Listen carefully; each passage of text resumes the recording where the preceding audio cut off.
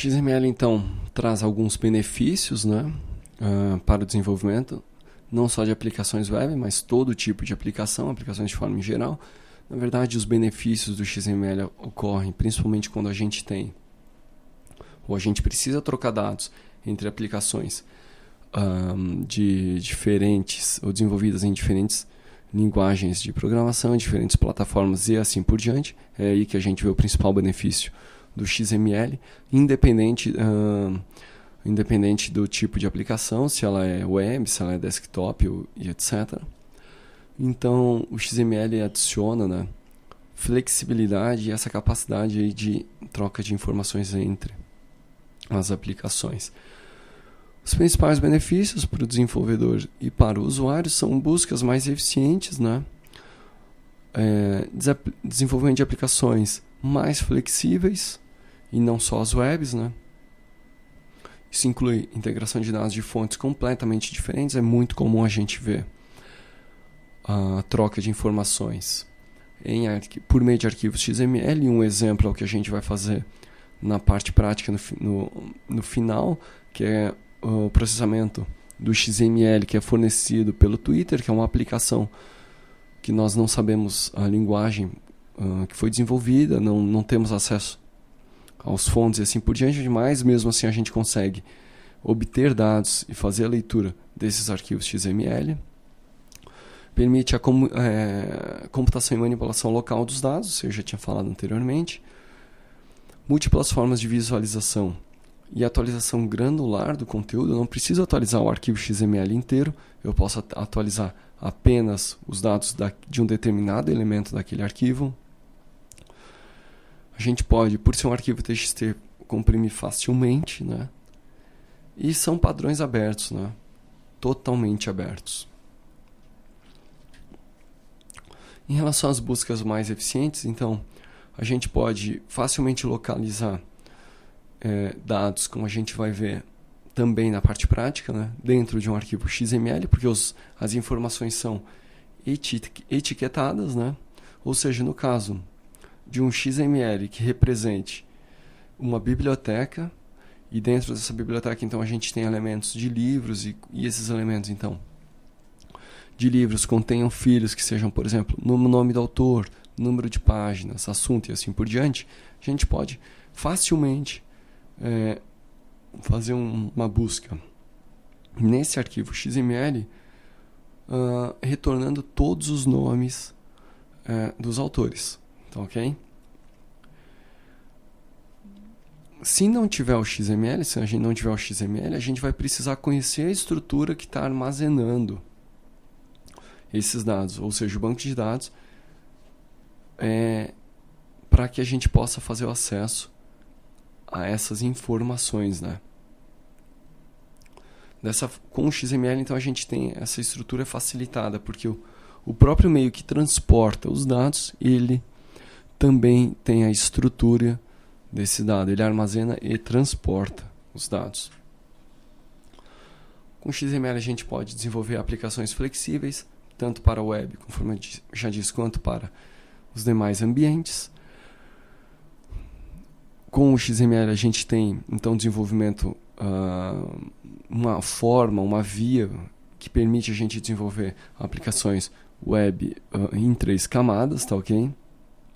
Porque o XML permite que o servidor faça a distribuição desses dados, né, utilizando essa tecnologia. Na verdade, o XML pode ser, em aplicações web 3 camadas, o meio de armazenamento e transporte dessas informações. E um exemplo bem claro disso, dessa funcionalidade do XML, é a aplicação de nota fiscal eletrônica, onde a gente tem trocas, então, de dados entre a nossa aplicação desktop, ou uma aplicação no cliente, e o web service da Secretaria de Fazenda, da Cefaz, onde a gente troca, então, essas informações por meio de arquivo XML devidamente assinado e validado e assim por diante, seguindo uma determinada estrutura, um determinado esquema, né? Esse aqui é um exemplo claro da flexibilidade que a gente pode ter com o uso de XML. Ou seja, a Cefaz lá que fornece o Web Service, ela não se preocupa com a forma ou com a linguagem ou com o ambiente que está sendo utilizado no cliente que vai processar ou que vai retornar aqueles arquivos XML, desde que eles respeitem o esquema, né, que é fornecido pela Cefaz.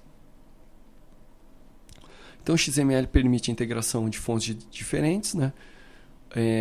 Observe que, novamente, esse exemplo que eu falei da nota fiscal eletrônica é um exemplo claro, né, disso aí.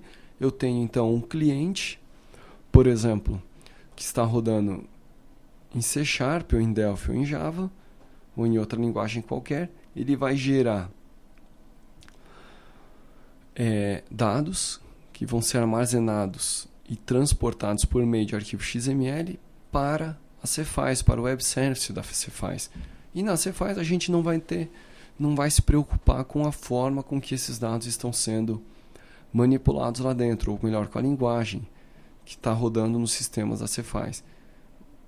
Então eles podem estar rodando desde linguagens de nível mais alto, quanto linguagens de programação de nível mais baixo, mas para a gente é indiferente porque nós vamos estar trocando dados em formato XML que respeitam um determinado esquema, né? um determinado arquivo XSD, uma determinada estrutura de dados.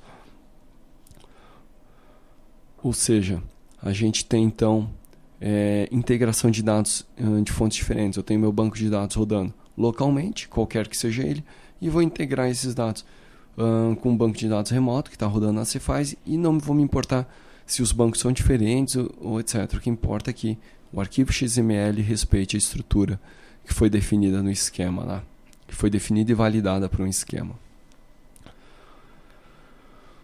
Os dados XML recebidos por um cliente então são analisados e podem ser editados e manipulados.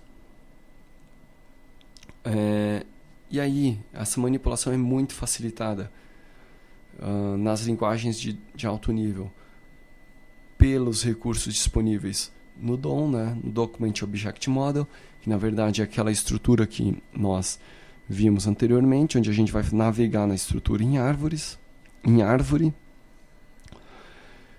E essa estruturação permite uma facilidade de manipulação desses dados XML pelas linguagens de alto nível, que são as linguagens hoje que a gente tem orientadas a objeto, né? O XML permite, como ele armazena conteúdo, né? A gente pode definir várias formas de apresentar esses dados, ou seja, XML, conforme já dito, preocupa-se com o conteúdo, com a sua estrutura, com o seu transporte. Não vai se preocupar com a apresentação. A apresentação é responsabilidade da aplicação que tem essa finalidade, essa particularidade. O XML permite a atualização granular dos documentos, ou seja, os dados podem ser atualizados de forma granular, evitando que uma pequena modificação do conjunto de dados implique na busca do documento inteiro novamente. Ou seja, somente os elementos modificados seriam enviados do servidor para o cliente. O XML também permite que novos dados sejam adicionados aos já existentes, né, sem a necessidade de reconstrução da página, do arquivo, né. Então, utilizando o DOM, né, a estrutura navegação em DOM, a gente pode, durante o processo de navegação, a gente pode adicionar um novo elemento, um novo nó de elemento com um novo nó de texto com seu valor, ok? Sem necessidade de reconstrução. XML é um arquivo de fácil distribuição, tá ok? Sem necessidade de modificação em nenhum tipo de estrutura, tanto na web quanto nas redes locais e entre máquinas e assim por diante. XML é um arquivo de fácil compressão, tá ok? Pela natureza repetitiva das tags. Então, como a gente tem as tags, a gente vai conseguir comprimir ele, vai conseguir uma forte compressão nesses arquivos, porque eles têm tags que se repetem diversas vezes, né? Observe que por ter essa estrutura também de tags, né, que se repetem, ele acaba ficando grande, né? ele é, vamos dizer assim, que para muitos usuários ele é desnecessariamente grande. Mas essa